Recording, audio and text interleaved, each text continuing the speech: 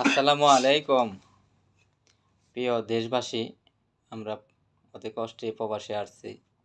আমরা হয়তো অনেক আপনজন থেকে আসছি, এখানে কেউ বউ, মা বাবা, ছেলে সন্তান থেকে আসছি।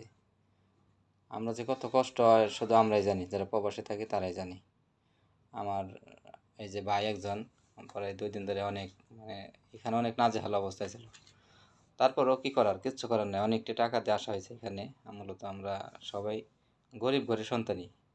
এখানে কাজ করতে আসছি। কাজ করে আসার পরে আমরা এখানে একটাই যে রাত্রে একটা ডিনারের ব্যবস্থা করা হয়েছে এখানে। রাত আমার এক বড় ভাই দিয়ে গেছে, তাই খাবারের আমরা এখন খাবো এটা পিৎজা। আপনারা দোয়া করেন যাতে আমরা ভালোভাবে কাজকর্ম করতে পারি। এখান থেকে আসছি মূলত আবার দেশে সবার সাথে আমরা সবাই সাক্ষাৎ করতে পারি। ভালো থাকবেন, সুস্থ থাকবেন। আল্লাহ হাফেজ। এটাই হলো কুয়েত প্রবাসী। হ্যাঁ, এটা কুয়েত প্রবাসী। আমরা সবাই কুয়েত প্রবাসী। আল্লাহ হাফেজ। ওই চাকরিটা দেয়, পিৎজাটা কাটো। আমরা 3 ভাই মিলে একসাথে মিলে এটা আমরা খাবারটা খাই।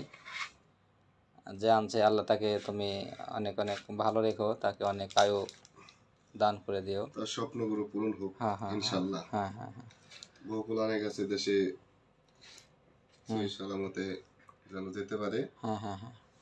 ওই যে আমাদের ছোটো ভাই, আমরা ছোটো ভাইরে আগে দেখাই আমরা, কারণ ও তো আমাদের মধ্যে সবার ছোটো। তারপর দিয়ে যে এই ছোটো, হ্যাঁ তুমি খাও তুমি খাও তুমি খাও, সমস্যা নেই। হ্যাঁ, আমরা খাবো এটা। আপনারা আমাদের জন্য দোয়া করেন।